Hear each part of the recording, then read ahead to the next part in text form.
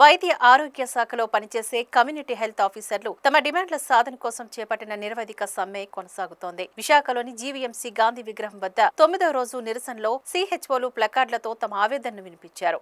ఆయుష్మాన్ భారత్ నిబంధనల ప్రకారం 6 ఏళ్లు సర్వీస్ పూర్తి చేసుకున్న తమను రెగ్యులరైజ్ చేయాల్సి ఉందని, కానీ ఇప్పటివరకు దీనిపై ప్రభుత్వం నుంచి ఎలాంటి స్పందన లేదని అన్నారు. కమ్యూనిటీ హెల్త్ ఆఫీసర్ అనూష మాట్లాడుతూ ఏడాది కాలంగా తమకు పీఎఫ్ కటింగ్ నిలిపివేశారని, మార్చి 2022 తర్వాత తమకు రావాల్సిన ఇన్సెంటివ్స్ కూడా నిలిపివేశారని ఆవేదన వ్యక్తం చేశారు. పై అధికారులకు తమ గోడు పట్టడం లేదని వాపోయారు. అందరికీ నమస్కారం అండి. నా పేరు అనూష. మేము అందరం కూడా సిహెచ్ఓస్గా ఈ విశాఖపట్నం డిస్టిక్లో వర్క్ చేయడం జరుగుతుంది. మమ్మల్ని మిడ్ లెవెల్ హెల్త్ ప్రొవైడర్స్ అని కూడా మేము పిలుస్తారండి. మేము 6 సంవత్సరాల నుంచి ఉద్యోగం అనేది చేస్తూ ఉన్నాము. మేము రూరల్లో వివిధ రకాలైన సేవలు ఇస్తూ ప్రజలకు అందుబాటులో ఉంటూ ఎప్పటికప్పుడు వాళ్ళ అవసరాలన్నీ కూడా మేము తీరుస్తూ ఉన్నామండి. ఈరోజు మేము ఇటు రీతిగా ధర్నా చేయడానికి గల కారణం ఏంటంటే, మేము 6 సంవత్సరాలు పూర్తి చేసుకున్నప్పటికీ మాకు రెగ్యులర్ అనేది చేయడం జరగలేదు. మా యొక్క నియమం ప్రకారం ఏంటంటే 6 ఇయర్స్ కంప్లీట్ చేసుకున్న ప్రతి ఒక్క ఎమ్మెల్యేహెచ్పీని సిహెచ్ఓని కూడా రెగ్యులర్ చేయాలని ఉంది.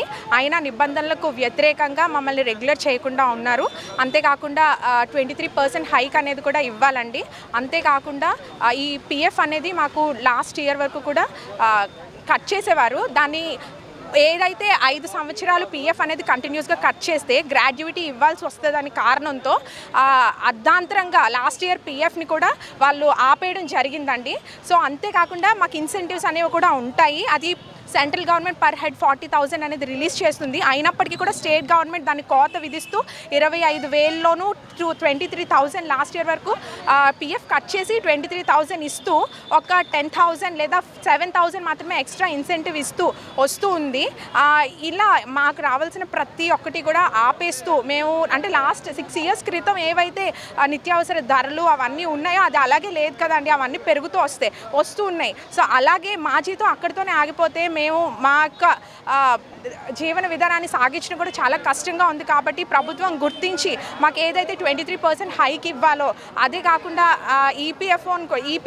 పిఎఫ్ని కూడా పునరుద్ధరించాలని కూడా ఈ సమయంగా మేము మనవి చేసుకుంటూ ఉన్నామండి.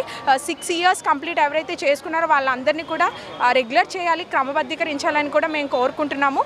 ఏవైతే పెండింగ్ ఇన్సెంటివ్స్ ఉన్నాయో ఆ ఇన్సెంటివ్స్ అన్నీ కూడా రిలీజ్ చేయాలని కూడా మేము కోరుకుంటున్నామండి. ఇవి మేమేం కావాలి అంటే మేము అన్యాయంగా పోరాటం చేయట్లేదండి. ఎన్నోసార్లు 6 ఇయర్స్ నుంచి చాలాసార్లు వెళ్ళి వాళ్ళని కలిసినప్పటికీ చాలాసార్లు తిరిగినప్పటికీ కూడా అవి అవ్వలేదు కాబట్టి, జరగలేదు కాబట్టి ఈ విధంగా మేము ఈరోజు ధర్నా అనేది చేయడం జరుగుతుంది.